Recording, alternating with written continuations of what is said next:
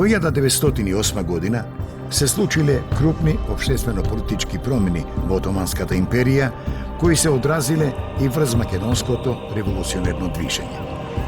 Во јули 1908 година започнала младотурската револуција, која откорен го изменила општественото уредување на Отоманската империја. Всушност, превратот во Отоманската империја започнал во гарнизонот во Ресин. На 23 јули 1908 година, под притисок на револуционерите од Младотурскиот комитет, повторно било прогласено воведувањето на уставот. Победата на младотурците била објавена и во градот Солун на 23 јули 1908 година, а како знак на подобрувањето на состојбите во Македонија, властите ги ослободиле политичките затвореници од Солунските закони. Низ цела Македонија траела еуфоријата од победата на револуцијата, а широките народни маси од муслиманска и од христијанска вероисповед се братимеле меѓу себе под паролата да живее слободата, братството и единството. И покрај повикот на новата власт за еднаквост на сите поднаници во империјата, легализирањето на ВМОРО одело постепено и со голема внимателност. Веднаш по победата на младотурците во јули 1908 година, Централниот комитет на ВМОРО заседавал во Битола и ја разгледувал новонастанатата состојба во Македонија. Во османлиската држава беше воведен за прв пат, односно по втор пат е воведен истиот устав, значи настанува државата се претвара во парламентарна монархија, начело со султанот, и започнува еден поинаков начин на политичко организирање. Во тој контекст доаѓа до легализирање на четите од македонското ослободително движење. Но четниците и војводите да го задржат личното вооружување во случај младотурската револуција да ги изневери очекувањата на македонците. Врз основа на циркуларно писмо од Битолскиот окружен комитет на ВМОРО, на 31 јули 1908 година во Битола влегле и се легализирале четите на овој округ. 3 дена предходно се легализирале и четите на Јане Сандански и Христо Чернопеев.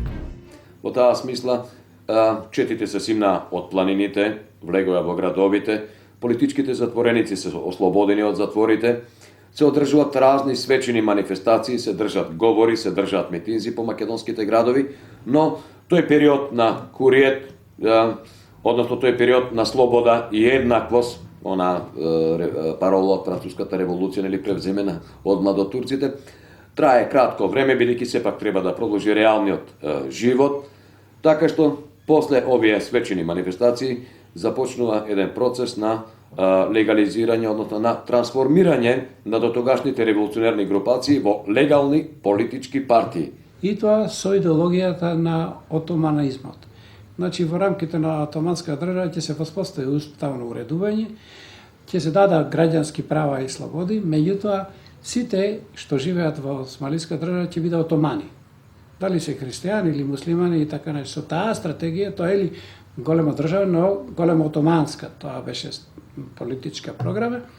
Меѓутоа, во таква констелација каква што беше, Јане Сандански сметаше, како водечка личност заедно со своите приврсаници, за да се одбегне опасноста да дојде до војна и до поделби на Македонија од балканските држави, дека треба да се прифати промените во Османлиска држава, дека во рамките на уставното редување со продлачување и демократизацијата и воспоставување областна самоуправа, а потоа и автономија, да се реши македонското прашање како етапа кон во некое подруго, поповолни околности, кон создавање самостојна држава. Војводите од Скопскиот револуционерен округ на ВМОРО, Тодор Александров и Ефрем Чучков, биле против легализирањето на четите, иако го почитувале решението на раководството на организацијата и презеле мерки за скривање на оружјето.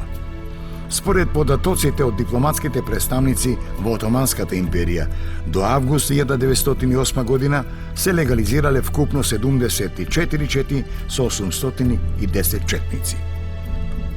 Поранешниот Серски револуционерен округ, начело со Јане Сандански, но и приврзаници од други револуционерни окрузи решиле да се одделат од ВМОРО и во август 1908 година создале нова организација, Македонско-Одринска револуционерна организација.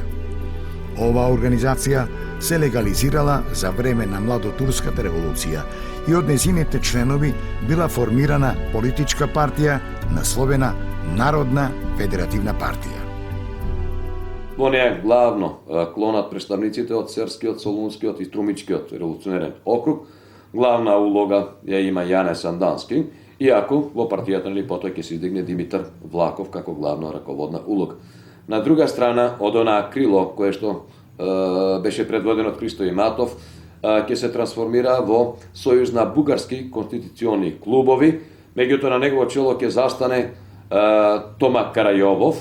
Интересно е тоа што Карајовов до тогаш работеше во бугарската политика. Човекот беше во дипломатија, напушти една таква кариера и дојде да го превземе раководењето со оваа политичка група. Колку и да биле различни погледите на одредени македонски деци во македонското револуционерно движење за решавање на македонското прашање, особено околу патиштата и методите, сепак воедно тие се согласувале дека треба да се создаде или автономна или независна македонска држава во низините етнички граници. По доаѓањето на власт на младотурскиот режим во Отоманската империја летото 1908 година, ситуацијата во Македонија привремено се подобрила. Раководството на МОРО со недоверба и резервираност гледало кон повикот на новата власт за легализирање на вооружените чети и почеток на парламентарен политички живот во Македонија. И покрај тоа што голем дел од четите се легализирале, раководството на организацијата наредило да не се предава оружјето на младотурската власт. Новата власт во Отоманската империја и покрај демократизацијата на политичкиот живот, во остварените контакти и со ВМОРО и со Народната федеративна партија, немала разбирање за барањата за создавање автономна македонска држава. Сепак и покрај ова, по контрреволуцијата во 1909 година, четници и војводи на Серскиот револуционерен округ и македонски доброволци, предводени од Јане Сандански и Христо Чернопеев, учествувале во походот на Цариград и враќањето на младотурскиот режим на власт. Набрзо потоа ќе бидат разочарани од младотурскиот режим, со оглед на фактот што младотурците, откако ја освоиле власта, брзо ги погазиле своите ветувања и преминале кон еден репресивен систем, кон забрана на сите политички партии со било каков национален презнак, потоа носење на разни други репресивни закони против синдикалните здружувања и така натаму, и сето тоа ќе доведе до една ситуација да дојде до разочарување кај голем дел од македонските револуционери, поранешни револуционери, и еден дел од нив повторно ќе почнат да се одметнуваат во планините, повторно ќе почнат да действуваат на илегална основа. Ваквиот чин на властите предизвикал голем број убиства и апсења на населението во Македонија, што е натерало организацијата повторно да активира поголем број од четите кои ја обновиле вооружената форма на борба. Во тие состојби што се случија после 909 и 910 кога дојдоа рестриктивни закони во Османлиска држава, единствено, така да речеме, фактор беше санданистите кои се стационираа во Серскиот округ и на локално ниво, во рамките на округ, ќе одржаа својата организација и дори своите сили. А на друга страна беа оние сили кои што ја има поддршката на Бугарија, кои што изградија структура под името на организацијата и започнаа да действуваат на теренот во Македонија со преземање на оружени акции, односно атентати, се со цел да се предизвика војната за Македонија, односно во Македонија. Во 1910 година, централна личност в МОРО станал Тодор Александров, кој успеал да ја зацврсти организацијата и да реорганизира голем број чети, особено во Скопскиот револуционерен округ. Во 1911 година, по писмен пат бил избран нов централен комитет на МОРО, во кој влегле Тодор Александров, Христо Чернопеев и Петар Чаулев. Новото раководство на организацијата веднаш ја обновило и засилило пропагандата и четничката активност на целата етногеографска територија на Македонија. Во октомври 1911 година Централниот комитет на ВМОРО испратил мемоар до генералните конзули на големите сили во Солун, Скопје, Битола и Одрин, во кој се укажувало на неподносливата положба во Македонија под власта на младотурскиот режим. Во мемоарот, раководството на организацијата ја истакнало крајната цел на борбата – автономија на Македонија. За таа цел се барало автономната македонска држава да биде ставена под заштита на големите светски сили. Во поглед на начинот на борба, раководството на ВМОРО, соочено со новата реалност и сложените безбедносни услови во Македонија, решило да ја промени тактиката. Големите вооружени чети биле намалени во бројност од 5 до 6 миночетници и имале задача да вршат диверзантски акции врз важни геостратегиски објекти на турската власт во Македонија. И навистина такви атентати кои што има трагични последици затоа што во најпрометните места, во населените места, на пазарните денови се превзема кога имаше голем број жртви, а истовремено се предизвика репресијата на османлиските власти. И на тој начин и натре се подготви климата за почеток на Балканските војни. Ваквите вооружени акции на ВМОРО се нарекувале магарешки атентати. На 21 ноември 1911 година во Штип била активирана експлозивна направа од атентатори на ВМОРО, при што биле ранети тројца луѓе, а како одмазда на турската власт биле убиени 20 на македонци. ВМОРО организирала вакви напади со бомби и експлозивни направи и во Битола, Кичево, Охрид, Солун и други градови во Македонија. Во текот на 1912 година ВМОРО била исправена пред нови предизвици. Македонија се наоѓала во предвечерието на Балканските војни. Во овој временски период, македонското револуционерно движење претрпело уште една голема загуба. На 21 април 1912 година, меѓу Градско и селото Дреново Велешко, бил убиен Пере Тошев, еден од основачите на ВМОРО и совеста на револуционерната Македонија, како што за него се изразил еден од хроничарите на македонската историја.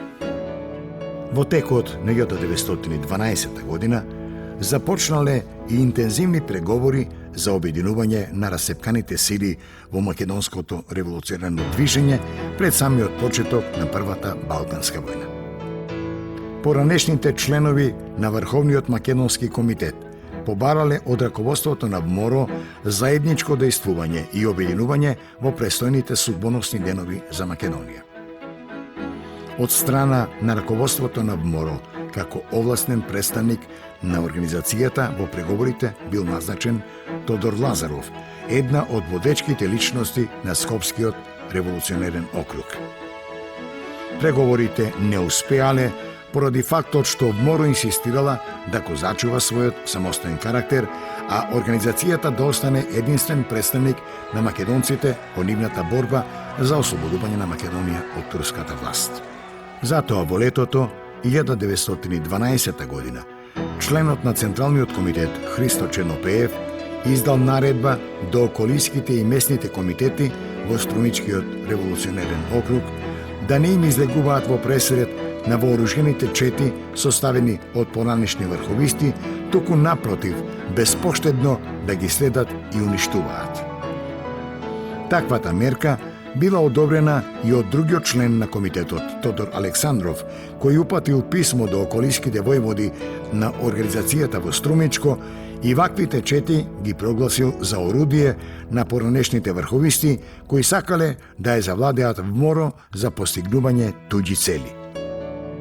Напоредно со ова, на 29 јуни 1912 година, Тодор Александров упатил писмо до четите на ВМОРО во Скопскиот револуционерен округ, во кој наредувал да се засилат атентатите со динамит врз возови, мостови, градови и железнички пруги, назначувајќи дека само на тој начин можела да се извојува автономијата на Македонија и Одринско. По подпишувањето на бугарско-српскиот договор во 1912 година, станало јасно дека балканските држави планираат да ја нападнат Османлиската империја. Бугарско-српскиот договор ќе биде проследен и со еден бугарско-грчки договор за сојузништво. Сега тука има една мала разлика. Српско-бугарскиот или бугарско-српскиот договор содржи територијална клаузула, која држава, која територија треба да ја добие, со еден таен анекс кој треба да ги реши оние спорни територии. Додека грчко-бугарскиот договор не содржал територијални клаузули, бидејќи двете страни не можеле да се договорат, сметале дека поголемиот дел од Македонија треба да им припадне нему. 1912. Земјите од Балканската лига и објавуваат војна на Турција. Почеток на Балканските војни. Балканските држави некако биле охрабрени од целата таа ситуација во Османлиска Македонија, меѓутоа и во другите делови на Османлиската империја, бидејќи младотурската револуција која требала да ги реши проблемите, наместо да ги реши, создала нови проблеми со еден несреќен обид на властите во Истанбул или Цариград, како сакате да наречете го, да направат отоманска нација. Балканските војни, македонското револуционерно движење и македонскиот народ ги пречекал со големо воодушевување.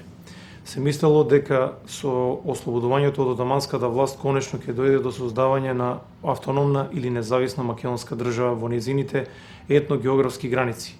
Затоа и четите на организацијата на ВМРО зеле активно учество во Балканските војни. Раководството на ВМОРО во септември 1912 година издало наредба нелегалните чети на организацијата да извршуваат диверзантски акции во заднината на турската војска како помош на балканските сојузнички војски. Пред почетокот на Првата Балканска војна, главните членови на организацијата Тодор Александров и Петар Чаулев застанале на чело на вооружените чети. На 26 септември 1912 година било формирано Македонско-Одринското доброволство, кое на почетокот броело околу 6500 луѓе, а подоцна се зголемило на околу 14.000 борци. Оваа вооружена формација, која се борела во состав на бугарската војска, била составена претежно од поранешни четници и војводи на организацијата. Бугарската врховна војна команда, поради бројноста на доброволството, не се насочила на борбените операции во Македонија, туку на Тракијскиот фронт, каде оваа формација извојувала голема победа на турската војска предводена од Јавер Паша. Од друга страна, Централниот комитет на ВМОРО, со почетокот на борбените дејствија во Македонија, испратил 47 чети кои дејствувале самостојно и во голем степен ги помогнале сојузничките балкански војски. Самостојните чети на организацијата започнале да заземаат градови и села на целата етногеографска територија на Македонија и да воспоставуваат привремена власт пред во нив да навлезат сојузничките балкански војски. Влегувањето на армиите на балкански држави во Македонија беше почеток, односно означен како почеток на војната. И тие акции се изведува пред да настапат армиите на другите и во голема мера го олеснија нивното напредување и дадоа многу голем придонес за успехот на сојузничките армии во војната против отоманската држава. Еден дел од четите и селската милиција на ВМРО независно и самостојно ослободувале населени места пред се во централниот и југозападниот дел на Македонија. Тука секако треба да се спомене и четата на Јане Сандански, која што самостојно учествувала во Балканските војни, иако заедно со Сдружените балкански војски, четата на Сандански прва влегла во градот Солун, веќе ослободен од отоманската власт. На 25. октомври 1912 година четите и селската милиција го зазеле Крушево. Здружените чети на Вморо ја помогнале српската војска во заземањето и протерувањето на турската војска од Штипско и Кратовско. На 10. ноември 1912 година четата на војводата Петар Чаулев со бројност од околу 300 четници го зазела градот Охрид. Во Костурско, Егејска Македонија, четите на Васил Чакаларов, Христо Силјанов и Иван Попов самостојно зазеле неколку десетици села. Во октомври, четите на Вморо и селската милиција, предводени од Христо Чернопеев, Пејо Јаворов и Михаил Чаков, го зазеле градчето Банско и повеќе десетици села во просторот од Горна Џумаја до градот Кавала.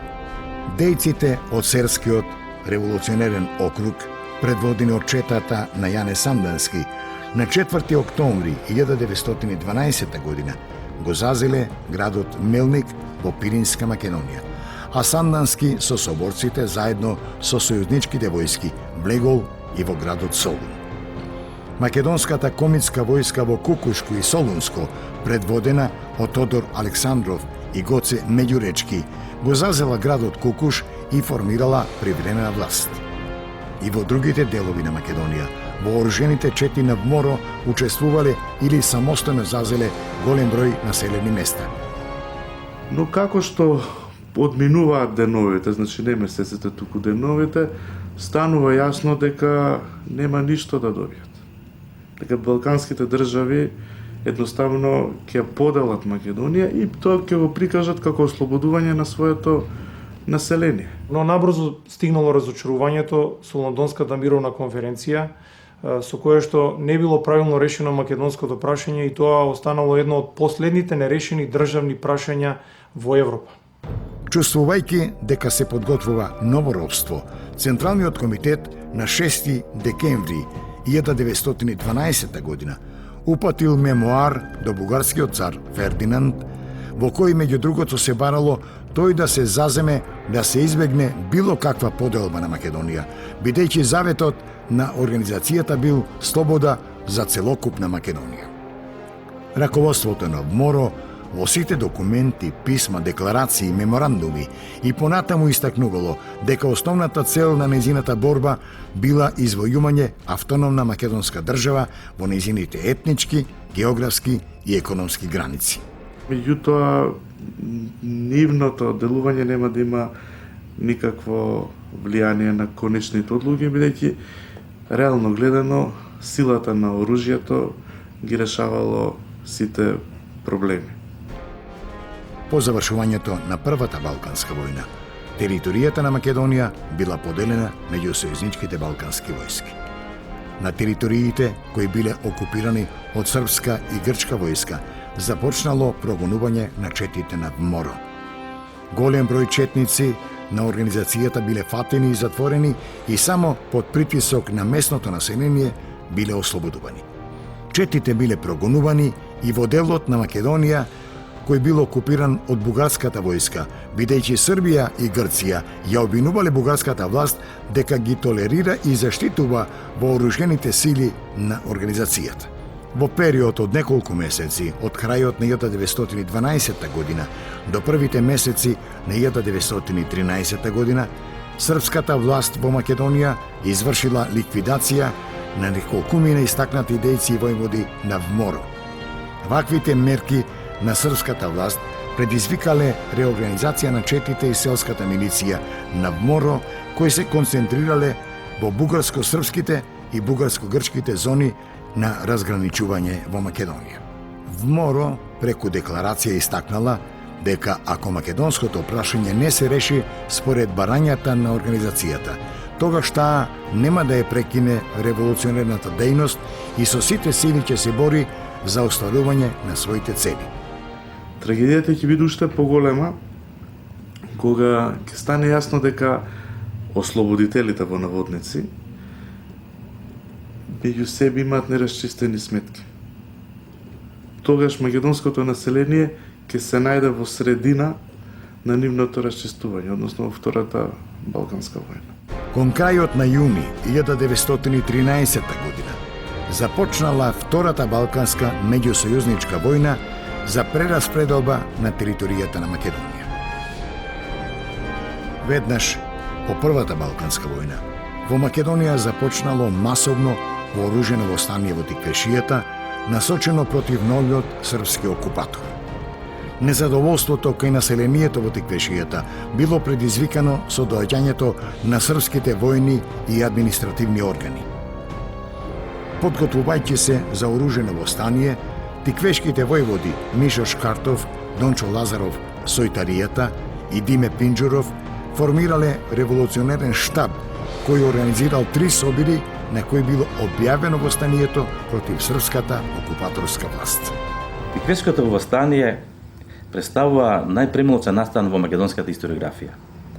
Според изворната документација, според пишаните извори, според спомените на самите учесници на овој настан од 1913 година, Тиквешкото востание представува најмасовен вооружен протест на македонскиот народ или поточно на населението од Тиквешијата против новиот српски окупатор, а тоа се знае дека после првата Балканска војна со доаѓањето на српската власт во Македонија, посебно во Тиквешијата, народот се разбира веднаш востана против таа нова окупација на македонскиот народ.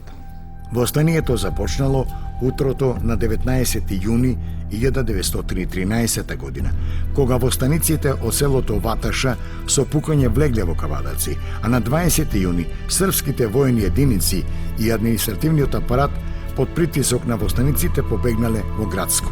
Со помош на четите на организацијата, на предводени од повеќе војводи, меѓу кои Петар Чаулев, Павел Христов, Христо Чернопеев, Милан Џорлуков и други, значи успеа за кратко време, или поточно за 7 дена, да ги ослободат најголемите места во Тиквешијата, како например Кавадарци, Неготино, Демир Капија, Криволок и околу 50 села.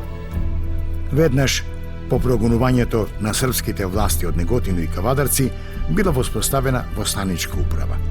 Во ослободеното Кавадарци на 20 јуни се одржало свечено собрание и била создадена градска управа составена од 12 граѓани и извршна власт представена од 3-члена комисија. Иако некои од соседните историографии се обидуваат да докажат дека тоа е наводно бугарско востание, треба да се спомене дека фактите говорат нешто поинаку. Тоа востание Сдружените чети на ВМРО го кренале самостојно без никаква помош на некоја од балканските војски, иако Тиквешијата се наоѓала во тогашната погранична зона помеѓу Бугарија и помеѓу Србија. Во екот на најжестоките борби и храброто спротивставување на тиквешките востаници на борбените позиции, бугарската 4-та армија под притисок на сојузничките војски била принудена да се повлече од демаркационата линија на реката Вардар кон внатрешноста на Бугарија. На четите на ВМРО им било наредено да се повлечат кон Радовиш и да го напуштат Тиквешкиот округ. Така, тиквешките востаници и покрај очекуваната помош останале осамени против српските војни единици. Исто така, треба се да се повлече дека Тиквешкото востание исто така представува еден најгрозоморен чин на српската жестокост во овој дел на Македонија. Имено, при задушувањето на востанието, српските власти, српските војски, помогнати од паравојни формации, баш и бодуци, како на пример четите на Јован Бамбунски, на Јаја Ага, уште со самото навлегување, односно разбивањето на востаничките чети, и веднаш со навлегувањето во Кавадарци, убиле 50 души, тиквешки граѓани на Кавадарци, потоа 150 души ги заробиле, ги врзале на кол, и заедно потоа уште 150 души утре ден да ги стрелале. По задушувањето на востанието, Тиквешкиот округ претрпел големи човечки загуби и материјални штети. Во јули 1913 година во Костурско се вратил со чета и војводата Васил Чакаларов. На 9 јули 1913 година во близина на местноста Белкамен-Леринско, четата на Чакаларов се судрила со грчка војска, при што загинал Костурскиот војвода. Како знак на одмазда, грчките војници му ја отсекле главата на Васил Чакаларов и ја разнесувале низ селата во Костурско и Леринско со цел да го исплашат македонскиот народ во Егејска Македонија. 1913 во Втората Балканска војна Бугарија е незадоволна од распределените територии помеѓу сојузниците.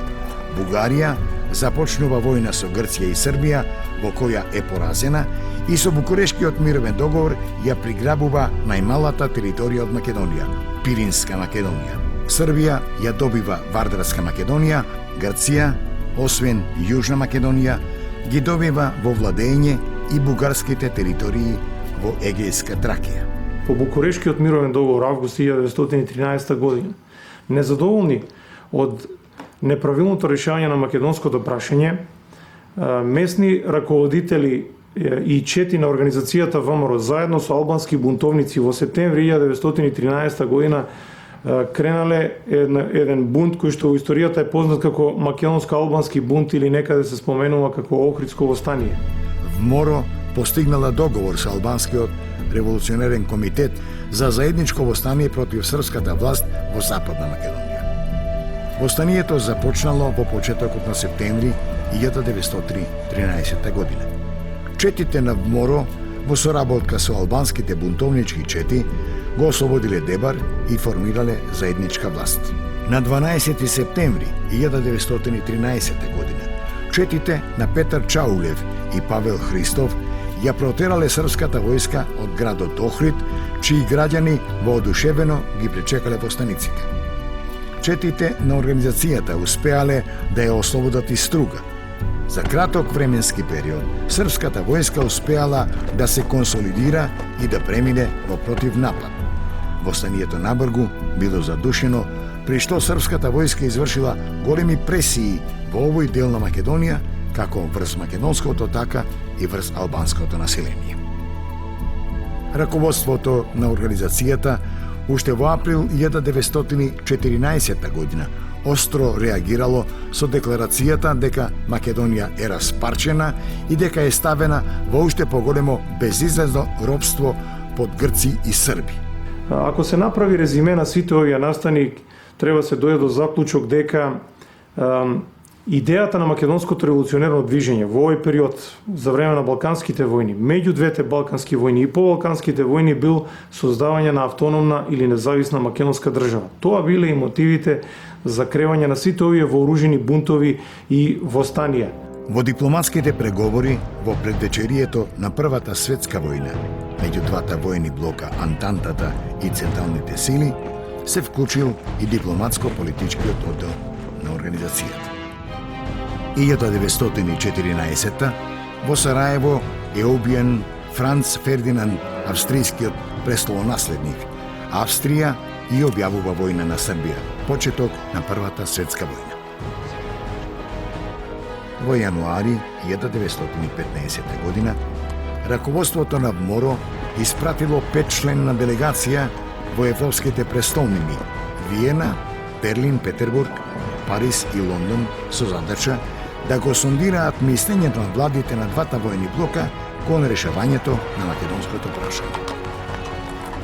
Германија и Австро-Унгарија преку своји представници во контактите со раководството на МОРО настојувале да ја инволвираат организацијата во војниот судир и да ја искористат незината војна сила не само за извршување диверзии во позадината на српската армија, туку и да ја предизвикаат Бугарија да се замеша во војната на нивна страна.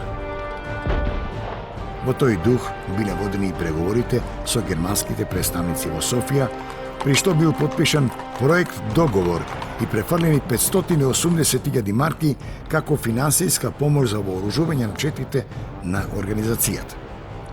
Една од тие мерки била Валандовската акција, организирана уште на 2 април 1915 година, со цел да се прекине железничката линија меѓу Демиркапија и Гевјелија, за да се оневозможи сообраќајот на српските војски и испраќањето на војните транспорти од Ниш до Солун.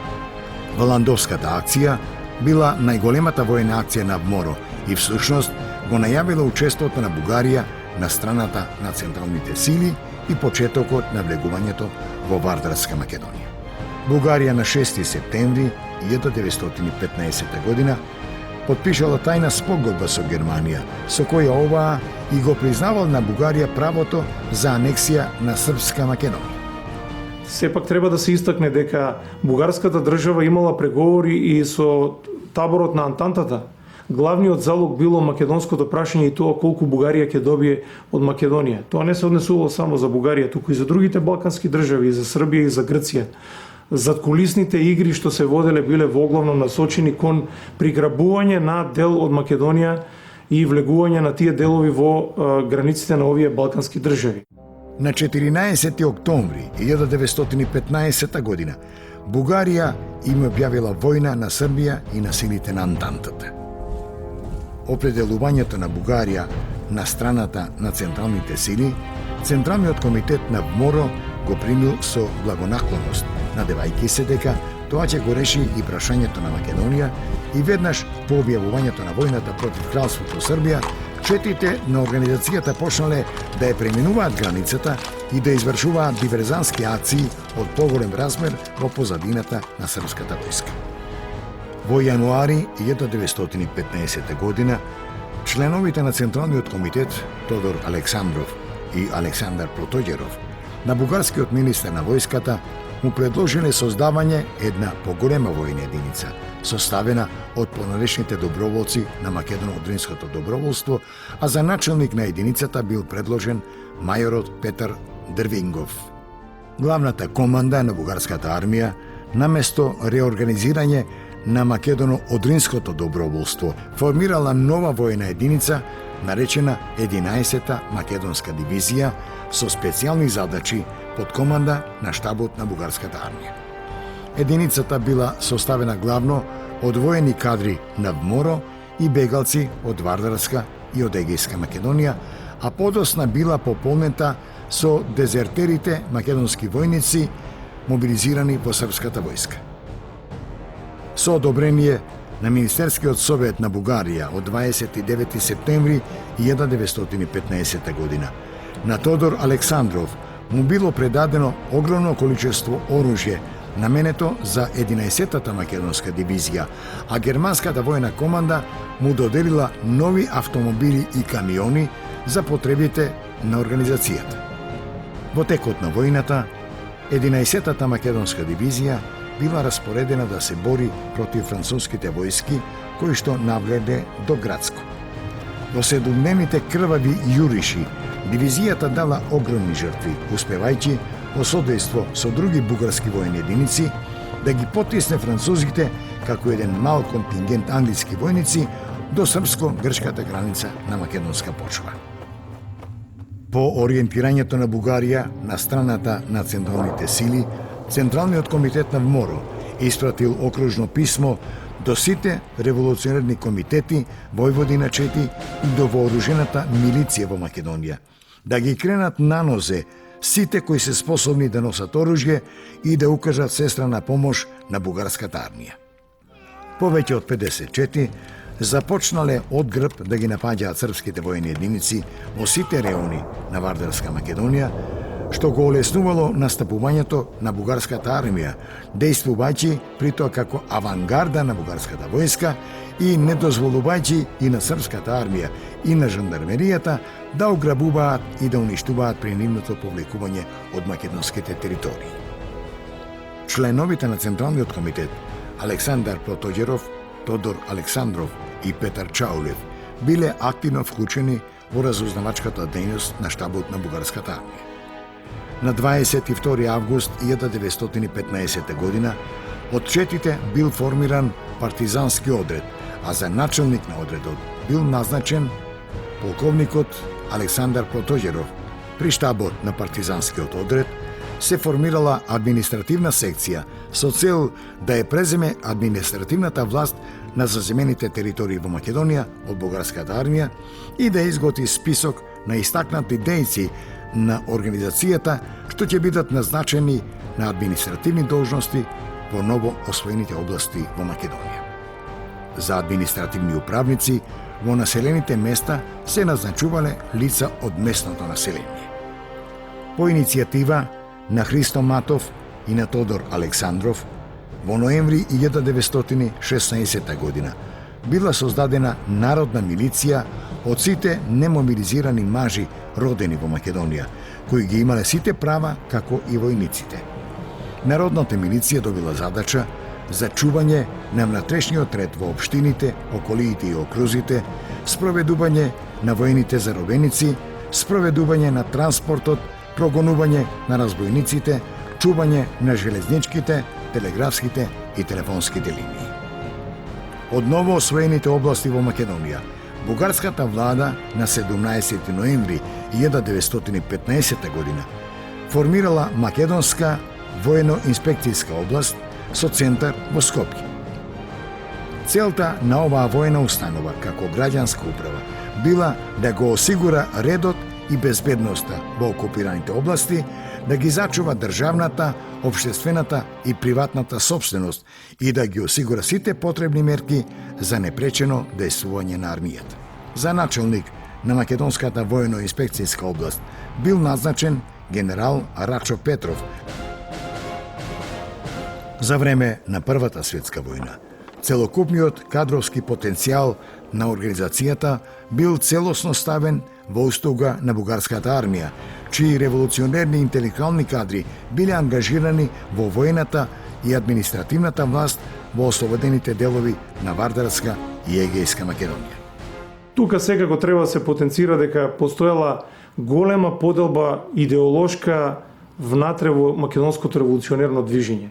Но, како што заклучуваат и дел од македонските револуционери во нивните мемуарски трудови подоцна, и условно кажано левицата, и условно кажано пак десницата, сите претежно се приклониле кон бугарската администрација во окупираните делови на Македонија од бугарската војска. Тоа тие го објаснувале од повеќе причини. Дел од македонскиот четнички и војводски кадар на ВМРО или некои други раководители од македонското револуционерно движење се разочарале од неуспесите во Балканските војни, во Првата светска војна и затоа мислеле дека приклучувањето кон ваквата бугарска администрација можеби делумно ќе ги приближи кон македонскиот народ и понатаму да продолжат со револуционерната работа. Еден дел од тој револуционерен кадар навистина сметал дека се случило некакво наводно ослободување на Македонија, особено тој пробугарски определен дел, па затоа и се приклучил во редовите на бугарската администрација. Еден дел од македонскиот револуционерен кадар се оддал на создавање на кариери и трупање на материјални богатства. Но во секој случај треба да се констатира дека постоела длабока идејна поделеност, која што особено ќе се одрази по завршувањето на Првата светска војна.